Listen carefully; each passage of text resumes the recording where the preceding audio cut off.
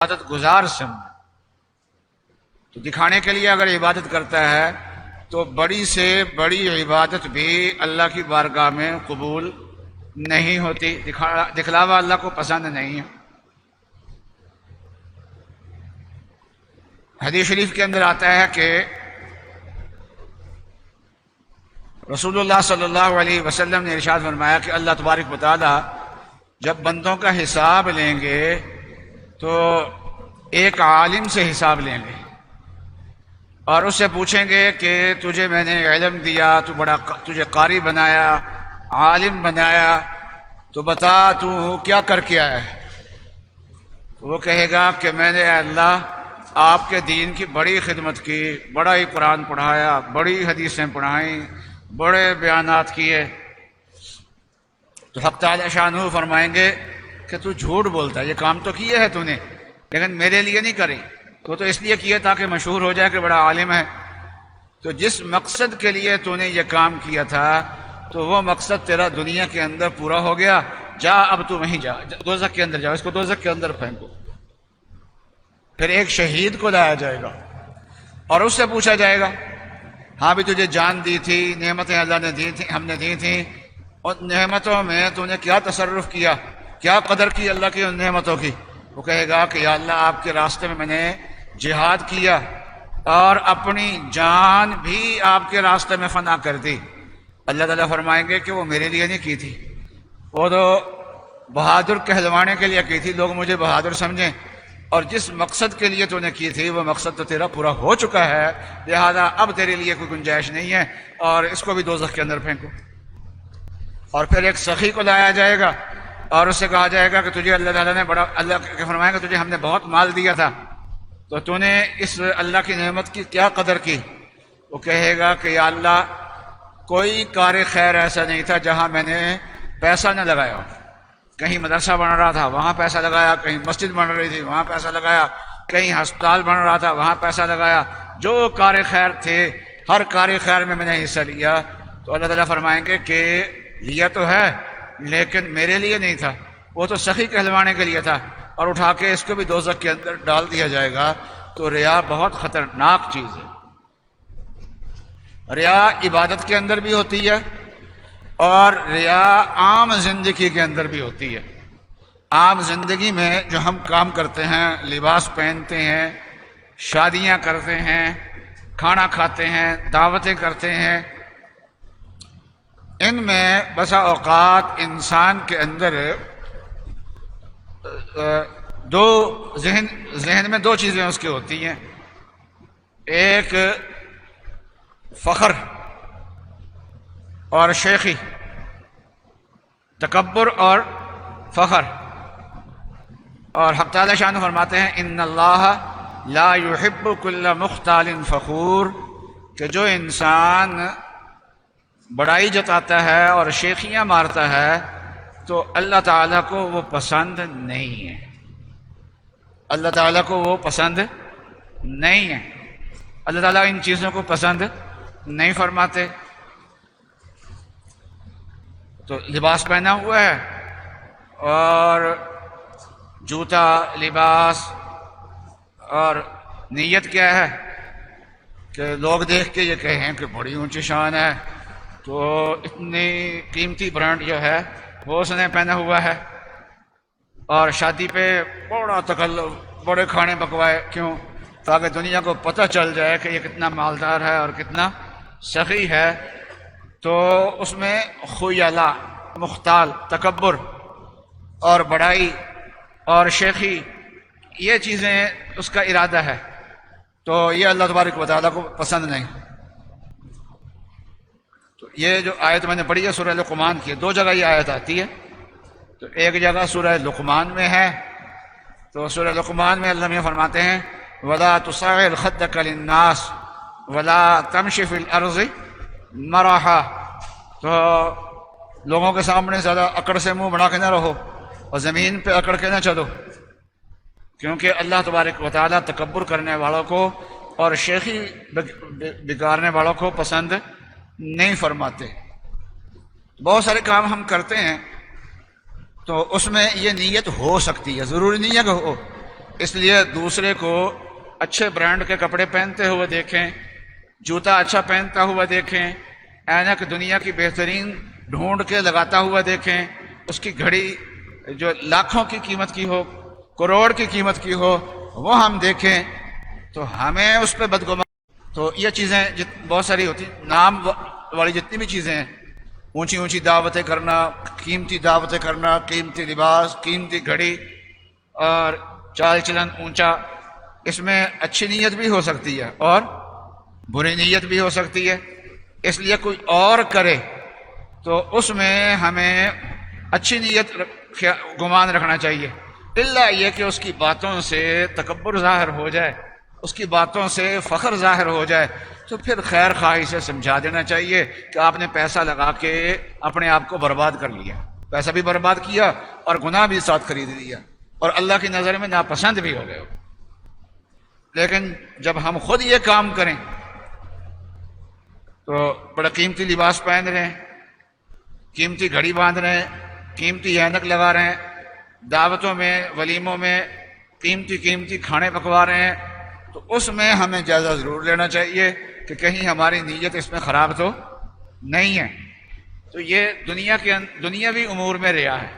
ایک ریا دینی معاملات میں تو اس کو ریا کہہ دیتے ہیں، اور ایک دنیاوی معاملات میں ہوتے ہیں، ان کو کیا ہے مختال اور اختیال اور فخر کہہ دیتے ہیں، تکبر اور فخر کہہ دیتے ہیں. اللہ تبارک و تعالیٰ ان دونوں بیماریوں سے محفوظ فرمائے. ایک بات آخر میں یہ ایک بھی عرض کر دوں کہ ریا جو ہے اور چیز ہوتی ہے اور وسوسہ ریا اور چیز ہوتی ہے. ریا اور چیز ہوتی ہے اور وسوسہ ریا تو یہ ہے کہ آدمی اپنے قصد سے دنیا کی نیت کرے، لوگوں کی نظر میں بڑھنے کی نیت کرے، یہ ریا بنے گی. اور اگر غیر اختیاری طور پہ خیال آ گیا تو وہ خیال ریا نہیں ہے، وہ وسوسہ ہے. وسوسہ تو ایمان کے بارے میں بھی آ جائے تو اس کو نظر انداز کرنا چاہیے، وسوسہ تو اللہ تعالیٰ کی ذات کے بارے میں آ جائے تو اس کو نظر انداز کرنا چاہیے، وسوسے کی طرف توجہ کرنے کی ضرورت نہیں ہے. تو وسوسہ ریا جو ہے وہ برا نہیں ہے، ریا بری ہے. اور اسی طریقے سے اللہ انسان نام کا ارادہ تو نہیں کرتا، لیکن اللہ تبارک و تعالیٰ اس کا نام روشن کر دیتے ہیں، اس کو شہرت عطا فرما دیتے ہیں اللہ تبارک و تعالیٰ. تو وہ اللہ کا انعام ہے، وہ ریا نہیں ہے. حضرت ابو ہریرہ رضی اللہ تعالی عنہ نے رسول اللہ صلی اللہ علیہ وسلم سے پوچھا کہ یا رسول اللہ، میں اپنے گھر میں تھا اور نماز پڑھنے کی جگہ میں تھا، نماز پڑھ رہا تھا. اس زمانے میں جب گھروں میں نماز پڑھتے ہوتے تھے رات کے وقت میں تو اس میں قرآن پاک کی تلاوت بھی کرتے ہوتے تھے، بلکہ صحابہ اپنی تلاوت کا معمول رات کی نماز میں پورا کرتے ہوتے تھے، عام طور پہ معمول یہ تھا. تو ایک میرا دوست ایک آدمی ملنے کے لیے آ گیا مجھے، اس نے مجھے نماز کی حالت میں قرات کرتے ہوئے دیکھا تو مجھے خوشی ہوئی کہ ایک دوست نے مجھے دیکھا ہے تو اچھی حالت میں مجھے دیکھا ہے، نماز پڑھتے ہوئے دیکھا ہے تو مجھے اس سے خوشی ہوئی. تو رسول اللہ صلی اللہ تو مقصد یہ تھا کہ یہ ریا بنی یا نہیں بنی. تو رسول اللہ صلی اللہ علیہ وسلم نے فرمایا کہ اے ابو ہریرہ، اللہ تعالیٰ آپ پہ رحمت فرمائے، تجھے تو 2 اجر مل گئے. ایک پوشیدہ عمل کرنے کا اجر مل گیا اور ایک اعلانیہ عمل کرنے کا اجر مل گیا. انسان دوسروں کے سامنے اعلانیہ عمل جب کرتا ہے تو اگر اپنے نام کے لیے کرتا ہے پھر تو یہ ریا ہے، اور اگر اس لیے کرتا ہے کہ میں کروں گا تو دیکھ کے اور بھی کر لیں گے، صدقہ کرتا ہے اعلانیہ، میں دوں گا تو لوگ اور بھی دینا شروع ہو جائیں گے، تو یہ ریا نہیں ہے، یہ تو اجر کا باعث ہے. تو بعض اعلانیہ نیکیاں جو ہوتی ہیں وہ اجر کا باعث ہوتی ہیں. تو رسول اللہ صلی اللہ علیہ وسلم کیا فرمایا کہ اے ابو ہریرہ، بعض نیکیاں چھپا کے کی جاتی ہیں اجر کے لیے، اس میں اجر ہوتا ہے، بعض نیکیاں علی الاعلان کی جاتی ہیں، اس کا اجر ہوتا ہے، اور تیری نیکی ایک ہے اور اللہ تعالیٰ نے دونوں اجر عطا فرما دیے، چھپا کے کرنے کا بھی اجر عطا فرما دیا اور اعلانیہ کا اجر بھی حق تعالیٰ شانہ نے تمہیں عطا فرما دیا۔ تو بہرحال نیت کو انسان کو درست رکھنا چاہیے، عبادات کے اندر ریا سے بچے، اور عادات کے اندر لباس میں، میل جول میں، اور اپنی چیزوں کے استعمال میں، تو اس میں فخر سے انسان اپنے آپ کو بچائے اور تکبر سے اپنے آپ کو اس میں بچائے۔ ان دو چیزوں کا ارادہ نہ کرے، ورنہ انسان کے لیے تباہی کا سامان۔ ایک بیماری اور بھی ہے، وہ کیا ہے؟ وہ ہے حب جاہ۔ انسان منصب اور مرتبے سے محبت کرے۔ تو عزت، منصب، مرتبہ یہ بھی اللہ تعالیٰ کی نعمتیں ہیں۔ وَلِلَّهِ الْعِزَّةُ وَلِرَسُولِهِ وَلِلْمُؤْمِنِينَ، عزت اللہ کی ہے اور اللہ کے رسول کی ہے، اور عزت مومنوں کی ہے۔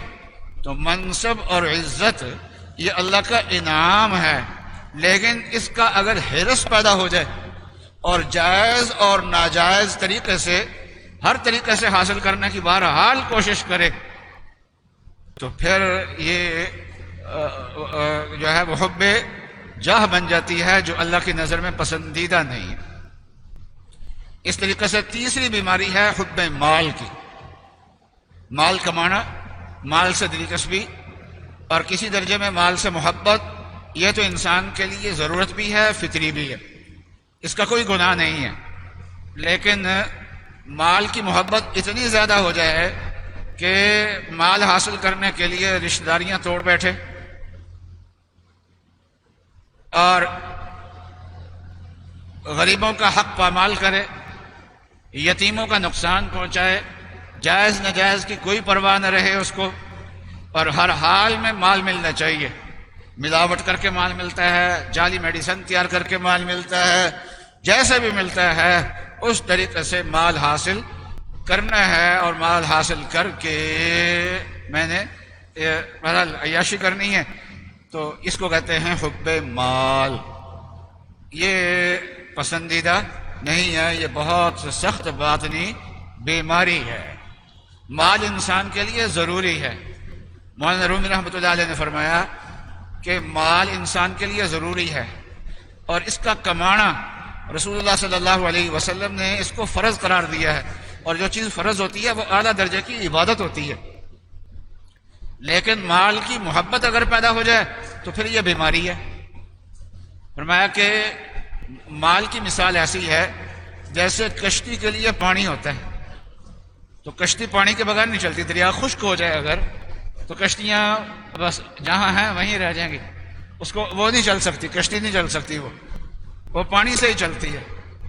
تو کشتی کے نیچے اگر پانی ہو تو کشتی کے لیے چلنے کا ذریعہ ہے، یہ کشتی کے لیے نعمت ہے، اور وہی دریا کا پانی اگر کشتی کے اندر آ جائے تو وہ کشتی کے لیے ہلاکت کا ذریعہ ہے۔ یہ مال جو ہم کماتے ہیں، ہاتھوں سے کماتے ہیں، اس کا تعلق ہاتھوں کے ساتھ ہی رہے تو پھر یہ کشتی کے نیچے والے پانی کی طرح ہے، اور اگر یہ مال دل کے اندر آ جائے تو پھر یہ بڑی خطرناک چیز ہے۔ تو حب مال اور حب جاہ، اور یہ دو بیماریاں ایسی ہیں کہ ایک تو یہ ہے کہ انسان کی آخرت برباد ہوتی ہے ان کے ذریعے سے، اور دوسرا یہ ہے کہ معاشرہ برباد ہو جاتا ہے۔ جب بہت سارے لوگ حب مال میں اور حب جاہ میں لگ جائیں تو پھر معاشرہ برباد ہو جاتا ہے۔ معاشرے کی بربادی کیسے ہوتی ہے؟ تو رسول اللہ صلی اللہ علیہ وسلم نے فرمایا کہ دو بھوکے بھیڑیے ہوں اور انہیں بکریوں کے غلے میں چھوڑ دیا جائے، تو جتنا وہ بکریوں کو نقصان پہنچائیں گے، بھیڑیا تو بھوکا نہ بھی ہونا، تب بھی بکری سامنے آ جائے گی تو چیر پھاڑ دے گا اس کو، کھائے چاہے نہ بھی، تو اگر بھوکا بھی ہو، پھر ایک بھیڑیا سے دو بھیڑیے ہوں اور بکریوں کا ریوڑ ہو، بھوک ان کو لگی ہوئی ہو، تو وہ بکریوں کا کتنا نقصان کریں گے، اس کا ذرا اندازہ لگائیے۔ فرمایا اس سے زیادہ نقصان اس وقت ہوتا ہے جب انسان میں حب مال ہوتی ہے اور حب جاہ ہوتی ہے، اس کا اپنا دین دنیا تباہ ہو جاتا ہے، اور دوسرے لوگوں کو بھی اس کے ذریعے سے ایذا پہنچتی ہے، معاشرے کے اندر بے چینی اس کے ذریعے سے پھیلتی ہے۔ آج ہمارے ملک میں تعلیم تو دی جا رہی ہے، لیکن اس تعلیم کے ساتھ اللہ تبارک و تعالیٰ کا نام نہیں ہے، اللہ کا خوف نہیں ہے، باطن کو پاکیزہ کرنے کی تعلیم اس کے اندر نہیں ہے. اس لیے جو آگے آ رہا ہے وہ مال کی محبت لے کے آ رہا ہے، اور جاہ کی محبت لے کے آ رہا ہے. منصب ہونا چاہیے، مال ہونا چاہیے، کسی طریقے سے بھی حاصل ہو، کسی قیمت میں بھی حاصل ہو. اب آج بجٹ پیش ہو رہا ہے نا، تو اس بجٹ میں جو ترقیاتی فنڈ منظور کیے جائیں گے وہ اگر ہمیں دیں تو ہم کام جو انہوں نے سوچا ہوا ہے اس سے بہتر کر کے ان کو دیں گے، اور آدھا پیسہ بچا کے ان کو واپس کریں گے. یہ ہو سکتا ہے. یہ ہماری مسجدیں بن رہی ہیں، مدارس بن رہے ہیں، بڑی بڑی بلڈنگیں اچھی بنتی ہیں، تو یہ اور دیکھا جائے تو ان کے جو اخراجات ہیں تو بہت بھاری خرچہ نہیں ہوتا، تھوڑے اخراجات کے ساتھ یہ چل جاتی ہیں. لیکن وہاں سرکار میں وہ سب حب جاہ اور حب مال لے کے گئے ہوئے ہیں، اس لیے لوٹ مار وہاں پر چل رہی ہے اور عوام تک کچھ نہیں پہنچتا. بے انتہا نقصانات. اب یہ مہنگائی زوروں پہ ہے، عروج پہ ہے. وہ کیا ہے؟ لوٹ کسوٹ کی وجہ سے. چینی میں لوٹ کسوٹ چل رہی ہے، آٹے میں لوٹ کسوٹ چل رہی ہے، ہر چیز میں لوٹ کسوٹ چل رہی ہے، اور ہر چیز جو ہے وہ دن بدن مہنگی ہوتی جا رہی ہے. ایک صنعت کار سے میں نے پوچھا کہ ماشاءاللہ آپ کو تو اب آرڈر مل رہے ہیں اور باہر کے آرڈر بھی آپ کو مل رہے ہیں. کہہ رہے آرڈر مل رہے ہیں اور ہم مال تیار کر کے بھیج بھی رہے ہیں، لیکن آرڈر پورا کرنے میں 3 مہینے لگ جاتے ہیں، 4 مہینے لگ جاتے ہیں. تو جس وقت ہم نے آرڈر لیا ہوتا ہے اس وقت اشیاء کی قیمتیں کچھ ہوتی ہیں، اور جب ہم آرڈر پورا کر چکے ہوتے ہیں تو اس وقت چیزوں کی قیمتیں کئی گنا بڑھ چکی ہوتی ہیں. تو اتنا مال بیچ کے بھی ہم خسارے میں رہتے ہیں، پیچھے کو جا رہے ہوتے ہیں اتنی محنت کرنے کے بعد بھی. تو یہ کیا ہے؟ یہ حب مال اور حب جاہ کی وجہ سے ایسا ہوتا ہے. تو یہ 3-4 چیزیں ہیں، ان سے بہت بچے. ریا، اور ریا کے ساتھ ملتی ہوئی چیزیں. ریا عبادت میں ہوتی ہے، دین کے کاموں میں ہوتی ہے، لیکن یہی ریا دکھلاوا اگر دنیا کے کاموں میں ہو تو اس کو اختیال اور فخر کہہ دیتے ہیں، تکبر اور فخر کہہ دیتے ہیں. تو ریا، تکبر، فخر ایک ہی چیز ہی ہیں. تو ان سے اپنے اوپر نظر رکھنی چاہیے کہ ہمارے اندر یہ چیزیں تو نہیں پیدا ہو گئیں. اور اس طریقے اور ریا کے ساتھ میں نے عرض کیا تھا کہ دکھلاوا جو ہے وہ ہر حال ایک ہوتا ہے ریا اور ایک ہوتا ہے وسوسہ ریا. وسوسہ ریا برا نہیں ہوتا، ریا بری ہوتی ہے. اور ریا کی وجہ سے عبادت کو چھوڑا نہیں جاتا بلکہ ریا کو چھوڑا جاتا ہے. اور اگر ریا نہیں بھی چھوڑتی تب بھی عبادت کرتے رہو، ایک وقت میں جا کے ریا خود بخود چھوٹ جائے گی اور عبادت باقی رہ جائے گی. ریا کے ڈر سے عبادت نہیں کبھی چھوڑنی. تو دوسرا حب مال اور تیسرا حب جاہ. یہ 3 بیماریاں ہیں، خطرناک بیماریاں ہیں اللہ تبارک و تعالی. اور اس نے معاشرے کے اندر آج بہت بے چینی پیدا کی ہوئی ہے. اللہ تبارک و تعالی ہم سب کی حفاظت فرمائیں. وآخر دعوانا ان الحمدللہ رب العالمین.